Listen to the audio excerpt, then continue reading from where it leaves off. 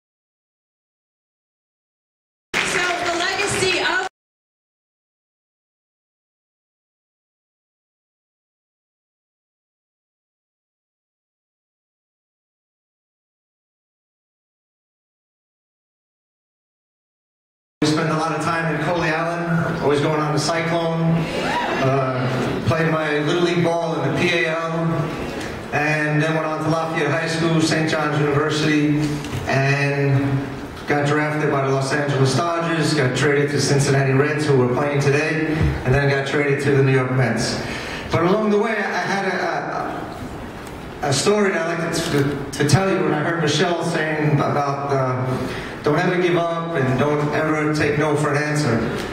While I was growing up in Brooklyn, I pitched for Lafayette High School, and I was pretty good. I was an all-star, all-city all-star, and I had some scouts in the area that were looking at me.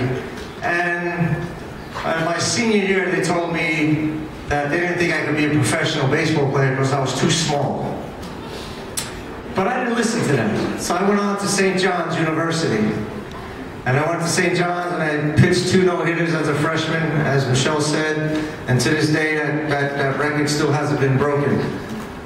And I went on to St. John's University where I had a pretty good career where I think I was like 34-2 or 34-4. I lost 4 games in 3 years.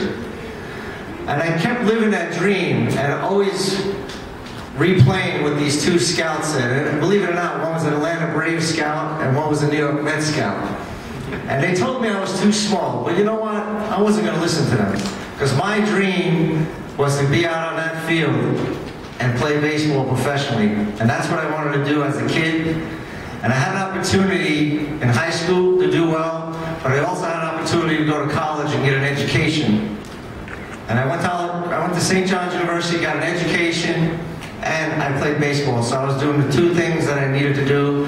And my dad made sure I stood on that straight and narrow line.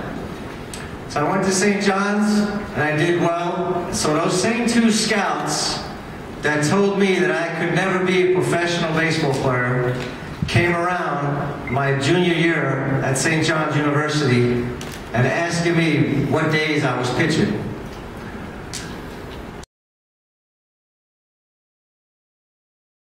So what I'm telling you, go out and have fun in life, be responsible, stay out of trouble, listen to your parents, listen to your teachers, stay away from all that riff-raff stuff that's on the street, drugs, gangs, whatever. Stay away from that. Stay away from it. Get your education, make something out of your lives, do something that you can make a difference in somebody else's life. I want to thank you for having me here today. If you have any questions, I would love to answer some questions, and we'll have some fun. What made you really turn the switch in your head and really was determined to prove people wrong? Well, the thing that turned the switch in my head was the same guys that I was playing ball with, because they were 6'2", 6'3", and they were getting all the looks at from all the scouts were looking at them, and I knew I was better than them. I knew I could compete with them. I knew that I could strike that guy out. I was a better pitcher than that guy. But the one thing that they couldn't measure that I had that those other guys didn't have, it was the heart. You can't judge a man by the heart and desire that he has. And you have the determination to do something and do it. I used to tell the scouts, what's the difference between a 93-mile-an-hour fastball between someone who's 6'3" and someone who's 5'10" or 5'9"? And they couldn't tell me. They couldn't even. The only difference was presence, because he was a lot bigger than I was, and he's a little bit more intimidating. But you can't judge the size of a man if he has a big heart. John Franco, thank you so much for being here. What an inspiration. How are you doing today, John? I'm doing great, thank you. Great. So just talk about the importance of being an athlete and just being able to get back to the community. Well, I think it's very important as an athlete. Kids look up to us as role models, even though a lot of athletes don't want to say that we're role models, but they look up to us as role models. And I think as a role model, you should show how you should go back out in the community and give to the community and help the less unfortunate, help out certain foundations and charities, and set a great example for the kids about our future. Well, my family is very inspiring to me. They encourage me, and what I try to do is encourage the kids to go out and try to achieve whatever they want to achieve. You can be whatever you want to be if you put your mind and heart to it. And especially you were talking about the importance of education. Can you just talk more about that and just being able to get a good education? Not everybody's going to be a professional athlete, so you're going to have something to fall back on. And what better way is to go and get a great education? It's an old saying, the mind's a terrible thing to waste, and when you get your education, you can be whatever you want to be. A doctor, lawyer, heart surgeon.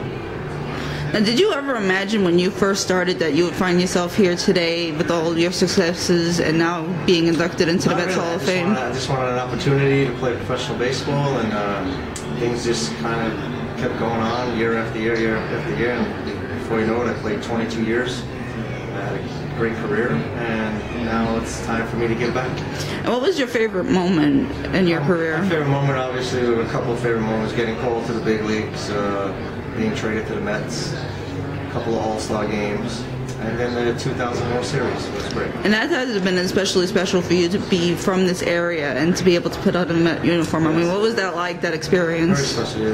I grew up as a Met fan, watched all these great Met players. And now I'm going to be in the Met Hall of Fame with these great players that I watched. So it was very special feeling to come back and play for the team that you grew up with. And just I would like for you to tell a message to the fans at home about giving back. Would you mind doing that for us? Just say to fans at home is there are a lot of people out there who are less unfortunate and who need our help. And if you have a chance and you have a certain foundation or a charity that you'd like to do work with, go out there and help, because not only would it make you feel better, but it will make the less unfortunate feel a lot better. Thank you for your time.